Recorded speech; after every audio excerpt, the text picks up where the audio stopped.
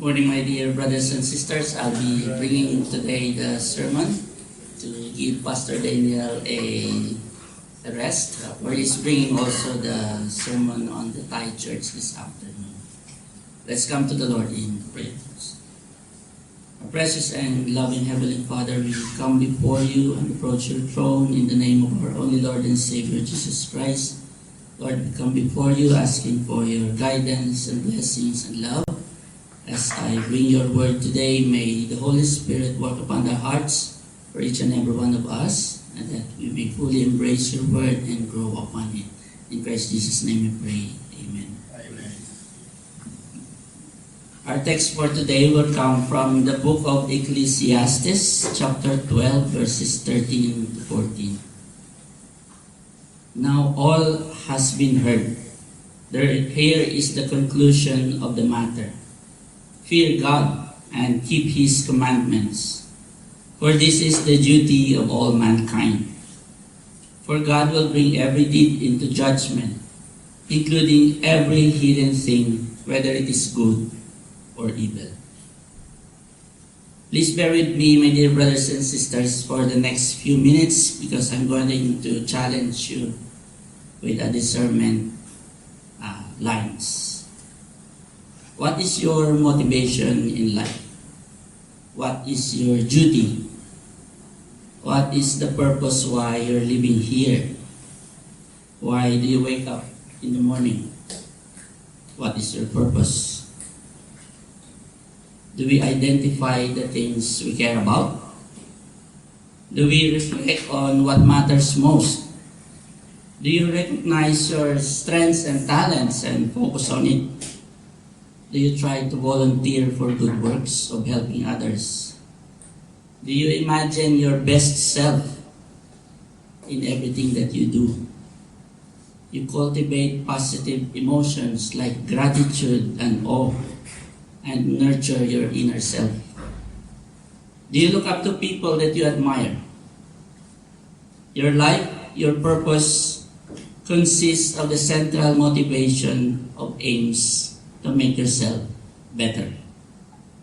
The reasons you get up in the morning guide you in the life's decisions, influence behavior, shape goals, offer sense of direction and satisfaction, creates meaning for you.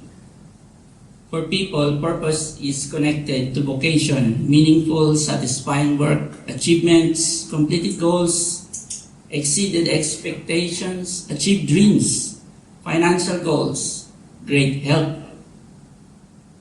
But if all of these dreams and goals fail, then you have not found your true purpose in life. Finding one's purpose is difficult if we ask ourselves, what is the reason why you wake up in the morning? What are the most important things you look forward to? Why is it difficult? Is it because you aren't focusing on yourself? Finding life's purpose is all about discovering your true self. Explore your interest. Be free. Draw inspiration for things around you. My dear brothers and sisters, if you agree on any of those things that I have just said, then this church is not for you. I encourage you to join the weekly Bible study to increase your discernment about false gospels and false prophets around you. When we talk about the true meaning of life and the purpose of life, our duty and service, we don't look beyond the Bible. One of the books that we may find confusing at first, but a great eye-opener in the end, is the book of Ecclesiastes, which we are focused for today. This talks about life being meaningless, useless, vanity, a chasing in the wind. Everything under the sun is useless, a vapor, a smoke, a chasing after the wind. Recorded the word hevel. Life is like a smoke. It comes too quick and leaves too soon. Here are the excerpts, some verses in Ecclesiastes 1:14. I have seen all the works which have done under the sun, and behold, all is vanity and meaningless, striving after the wind. 2:17, so I hated life, for the work which had been done under the sun was grievous to me, because everything is in futility and chasing only after the wind. 1:12, I, the preacher, was king over Israel in Jerusalem, and set my heart to seek and search out wisdom concerning all that is done under the heaven. This burdensome task God has given me to the sons of men, by which they may be exercised. I have seen all the works that are under the sun, and indeed all is vanity and grasping for the wind. I commune with my heart, saying, look, I have attained greatness. I have gained more wisdom than all who were before me in Jerusalem. My heart understood great wisdom and knowledge, and I set my heart to know wisdom and to know madness and folly. I perceive this is also meaningless. For in much wisdom there is much grief, and he who increases knowledge increases sorrow. Today, my dear brothers and sisters, we will look at 4 biblical facts concerning about your purpose, your duty, your motivation why you wake up in the morning. What is the purpose why you are here? God willing, the Holy Spirit will work upon our hearts and bring us this wisdom unto us. Number 1, the requisites for godly wisdom to know the purpose and duty of man. My dear brothers and sisters, to know your purpose and your duty, it doesn't come off easily. It has a big requisite upon it, paid in full. True wisdom that identifies the true meaning of life comes through the revelation of the Holy Spirit to those who put their faith in Christ alone. Apart from this, my dear brothers and sisters, before you go on searching the meaning of life, we need to make correct with the Lord. First, explore the purpose of life and the duty of man. Knowing the reason why everything under the sun is all vanity or meaningless, we need to understand the true gospel first, because this is the requisite for godly wisdom. Apart from this, you will be part of the chasing of the wind. You will be part of the meaningless. The gospel of Christ as written in the scriptures is summarized Romans 3 verses 23 to 24. For all have sinned and fall short of the glory of God, and all are justified freely by His grace through the redemption that came by Christ Jesus alone. Romans 10:9-11, that if you confess with your mouth that Jesus is Lord, believe in your heart that God raised Him from the dead, you will be saved. For it is with your heart that you believe and are justified, and it is with your mouth that you confess that we are saved. Ephesians 2:8-9, for it is by grace that you've been saved through faith, and this is not from yourself. It is the gift of God, not by works, so that no one can boast. John 3:16, for God so loved the world that He gave His only begotten Son, that whoever believes in Him should not perish, but have everlasting life. And lastly, John 14:6, Jesus answered, I am the way, the truth, and the life. No one comes to the Father except through me.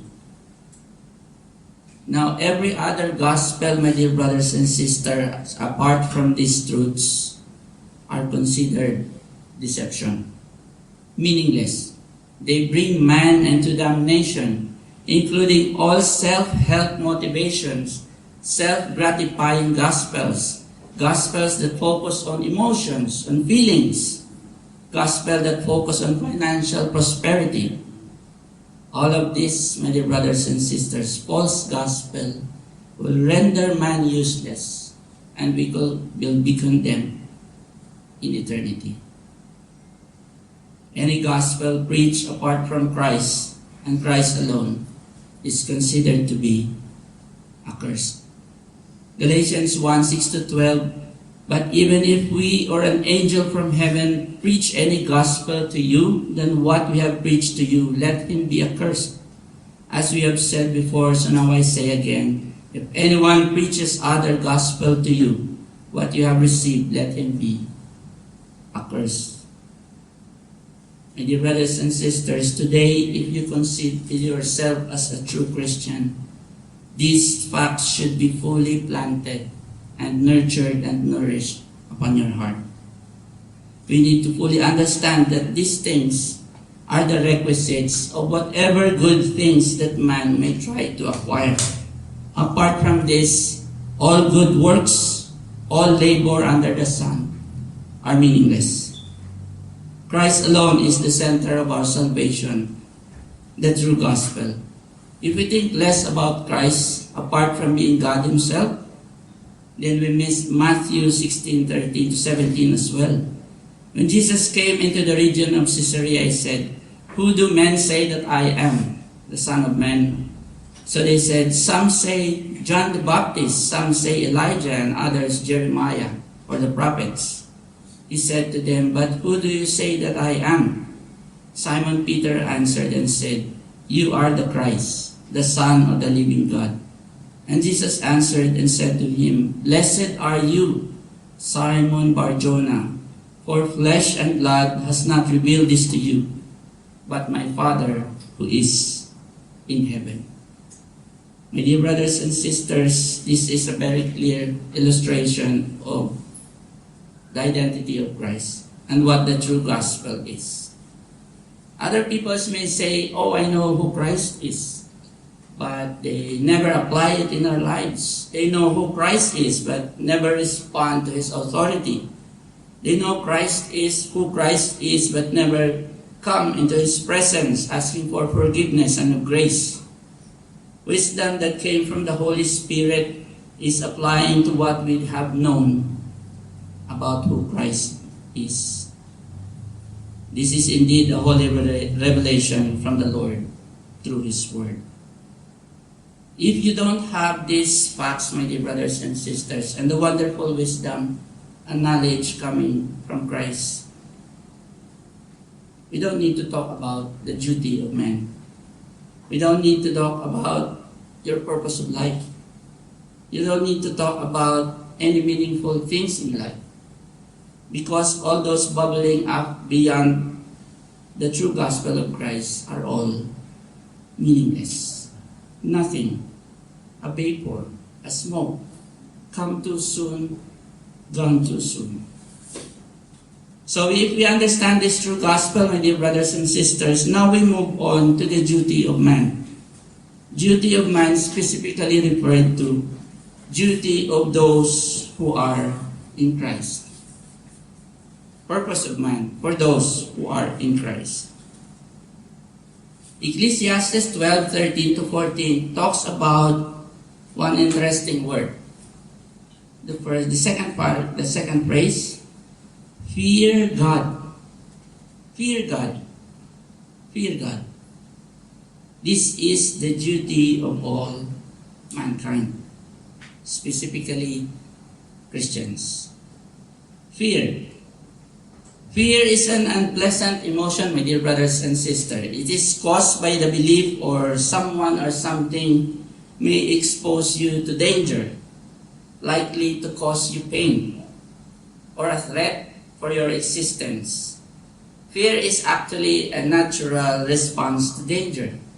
Physically, it is good, in the physical sense in one way or another, for it has the inclination to preserve life.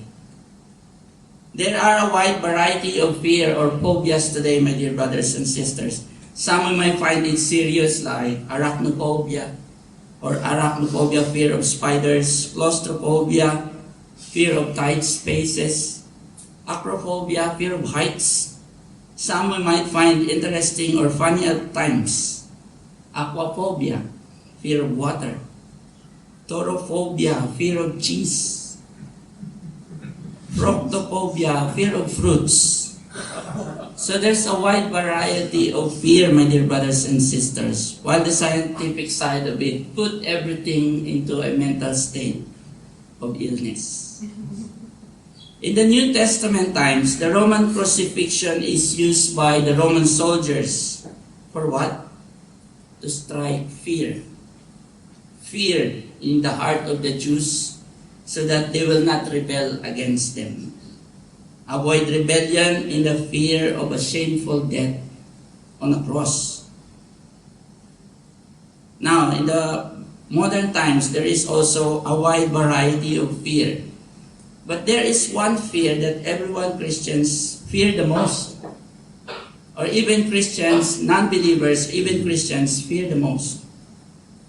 It is the great equalizer, the fear of death.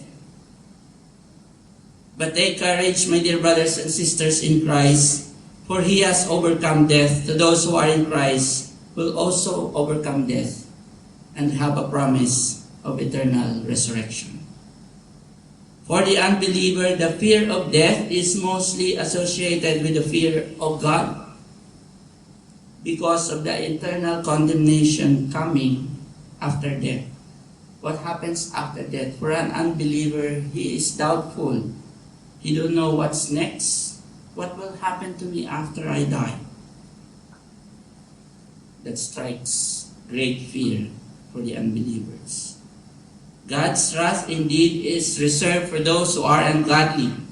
The strikes of fear for those who are in rebellion against Him. For unbelievers who does not recognize God and anything divine, so they are fearful about death and eternity. Most unbelievers are afraid because there is uncertainty after death. On spiritual sense, moreover, my dear brothers and sisters, some of us still have fear of men. Fear of men. They are more afraid of what other people may say about them, about their status, about their reputation, about their standing, rather than being afraid of what the Bible warns us of the pending damnation. Fear of men, my dear brothers and sisters, brings a multitude into damnation. Is this the fear that Ecclesiastes talk about? Fear of God. Fear God. That's your duty. There is another type of fear that only true Christians possess. Godly fear. Fear brought about by the works of the Holy Spirit and revealed through Christ. It is the type of fear that is the requisite of all the biblically good things in life, both present and in eternity. This godly fear springs forth godly wisdom. This godly fear springs forth godly knowledge. Proverbs 1:7, the fear of the Lord is the beginning of knowledge, but fools despise wisdom and instructions. Deuteronomy 6:2, that you may fear the Lord your God to keep all His statutes and His commandments, which I command you, you and your son and your grandson, all the days of your life, that your days may be what? May be prolonged. Fear of God equates longer days, longer life. Deuteronomy 10:12, and now Israel, what does the Lord your God require of you? But to fear the Lord your God, to walk in all His ways and to love Him, to serve the Lord your God with all your heart and with all your soul. This fear, my dear brothers and sisters, is not a flight or fight response to danger that we talked about earlier. This fear is a humble response to God's greatness, His genuine reverence, in awe, in respect, in praise for Him alone. It is a God-given wisdom to show respect to God's glory, His power, His authority, His sovereignty, His rule over creation. Ecclesiastes 3:14, I know that whatever God does, it shall be forever. Nothing can be added to it, and nothing can be taken from it. God does it that man should fear before Him. God is perfect, sovereign, all-powerful, all-knowing, ever-existing, that man should revere Him the most. As shown in this last admonition of the book of Ecclesiastes, my dear brothers and sisters, the fear of the Lord is the duty of mankind.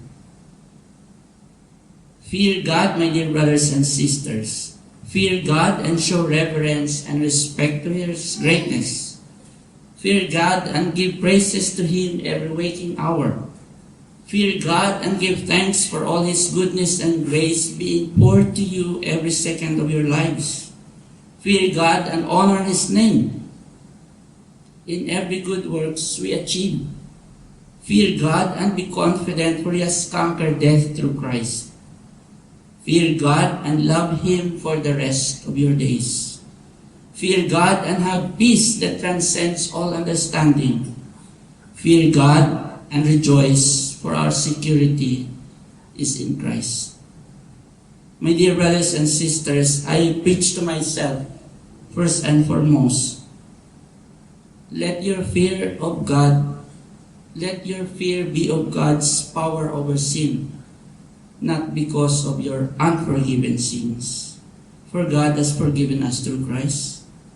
Let your fear be of God's power over death, not because you are unsure of your destination after death, for God has given us a blessed promise of resurrection in Christ. Let your fear be of God's assurance of salvation, not because of the lingering doubts in your heart if you are truly saved or not. Replace your fears, my dear brothers and sisters, with godly fear that shows reverence, respect, and honor to God through Christ Jesus alone. This is your God-given duty. Fear Him as a true believer in Christ. Embrace it, cherish it, and nurture it as we go about our godly life in Christ, in spirit and in truth. That's the second part. Fear God, my dear brothers and sisters. That's your duty. That's your purpose. That should be our motivation. Number 3, keep His commandments. It's relative to the first one. The duty of all mankind. Keeping His commandments, the duty of all mankind. These two comes together. Relative to godly fear, my dear brothers and sisters, as Christians, you are now equipped with God-given ability to abide and follow God's laws and commandments.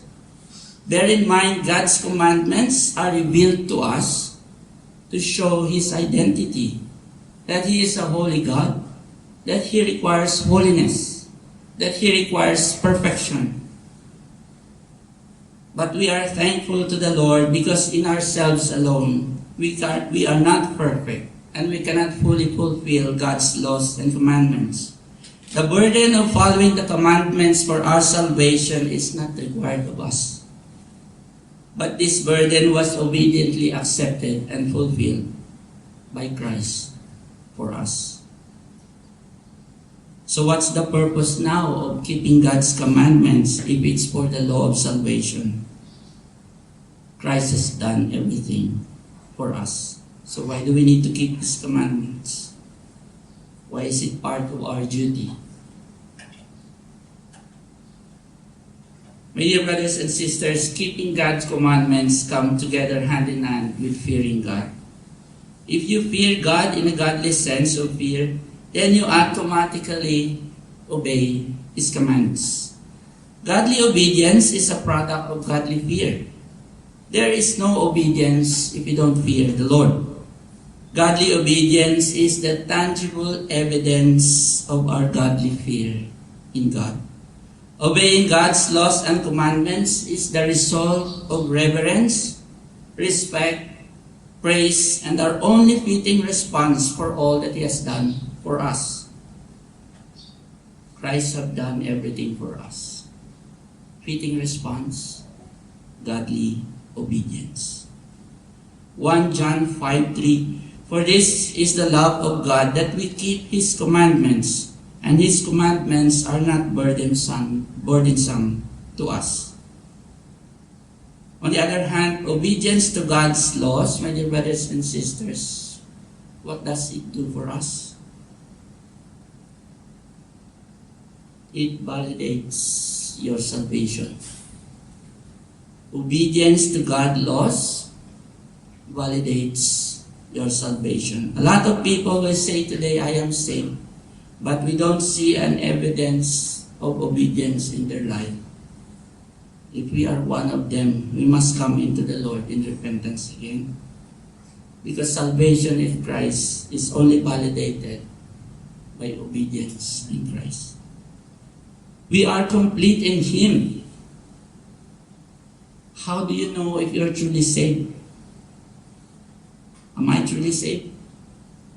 If you don't show evidence to God's Word, evidence of obedience to God's Word, and your life before conversion and after conversion is still the same, you need to ask yourself, probably you are not. Then you might need to repent and ask for the Lord's forgiveness to come into the saving faith in Christ. If you have the inclination to follow Christ and obey His commandments after you are saved, then probably you are. But equally important, this is not others' people's opinion. This is a personal matter between you and the Lord, dear brothers and sisters. Tonight, in your quiet time, come before the Lord, asking for the Holy Spirit guidance to work in you by giving you the assurance of your salvation through your obedience upon His commandments. Unfortunately, there are a lot of believers today who are deceived, who are thinking they are saved, but doesn't show the evidence of obedience in their life. Obedience in God's command is not for the Lord's benefit, my dear brothers and sisters. He doesn't need anything from us. Obedience of God's commands is for the believer's assurance that they are indeed in Christ. If you are truly saved, you should follow the tangible evidence of obedience to God's commandment. 1 John 2 verses 5 to 6. But if anyone obeys His word, God's love is truly made complete in Him. This is how we know we are in Him. Whoever claims to live in Him must walk as Jesus did. Obedience to God's commandment, we should walk as Jesus did, my dear brothers and sisters. If you don't show this tangible evidence, come before the Lord, for there is forgiveness in Him. Jesus walked in God's commandments perfectly, that we should walk the same in them. Obey God's commandments and be assured of your salvation, my dear brothers and sisters, that you are complete in Christ. Obey God's commandment and rejoice that you are part of God's ministry and holy works. Obey God's commandments and be of service to others, especially in the body of Christ. Obey God's commandments to store treasures in heaven through service in Christ. Obey God's command to know for ourselves that we are fully in Christ. And the final admonition, my dear brothers and sisters, of Ecclesiastes comes with a stern warning. Verse 14, for God will bring every deed into judgment, including every hidden thing, whether it is good or evil. In the end, all duties performed here on earth while we are still alive will be weighted in and judged on Christ's return. In the end, all deed will be brought into judgment, and there are two ways how every man's deed will go about. Those deeds done by believers in Christ will be accepted as man's holy duty and service unto the Lord. Deeds done through God-fearing and God-obeying fashion will be recognized as the saints' holy and living sacrifice into God's glory. These are the fulfilled duties of a true Christian, in godly fear and in godly obedience, my dear brothers and sisters. On the other hand, all duties and service done through fear of men, done in disobedience of Christ, disobedience in God's commandments, will be put into judgment and indeed apply in the categories: vanity, vanity. All you have done is useless. Ecclesiastes 1:14, I have seen all the works which have been done under the sun, and behold, all is vanity and striving after the wind. Apart from Christ, man's duty and service is utterly meaningless, for he is not capable of fearing and obeying God himself. Through the guidance of the Holy Spirit, my dear brothers and sisters, I encourage you, saints in Christ, that let us not be weary in serving the Lord. Let us be bold and be deliberate in serving Him. Let us serve Him in godly fear and showing our reverence and awe and respect in His greatness and might. Let us lift up our holy service and duties unto the Lord in response to all His goodness and grace towards us. On the other hand, if there is anyone here that still offer your service for fear of men, offer your service for disobedience in Christ, that your motivation in life and purpose in life is rooted on something apart from Christ. By the guidance of the Holy Spirit, come into Christ, for there is still forgiveness of sin and everlasting life in Him, that you too can be part of Christ's kingdom with the promise of everlasting life in His presence beyond death. And your service will not be considered meaningless in the judgment day. Let us end this, my dear brothers and sisters, in our text. Now all has been heard. Here is the conclusion of the matter. Fear God and keep His commandments, for this is the duty of mankind. 1 John 2 verses 5 to 6. But if anyone obeys God's word, God's love is truly made complete in Him. This is how we know we are in Him. Whoever claims to live in Him must walk as Jesus did. Let's come to the Lord and pray. Gracious and loving Heavenly Father, Lord, thank you for the words and wisdom that you have imparted us today. Thank you that you have given us this fear, Lord, that we come before you in praise and in reverence and in awe, in respect, not because we are afraid of condemnation, but because we are having our holy service offered unto you in a God-fearing and God-glorifying fashion. May these wonderful truths, O Lord, that stay within our hearts, bear fruit with it, that all our service and duty may be offered as a holy sacrifice to you, not for your benefit, but for our own benefit, O Lord. Continue to work upon us that the assurance of salvation may be evident in our lives through our obedience in your word. Guide us today. Praise you and we thank you. In the Lord Jesus' name we pray. Amen.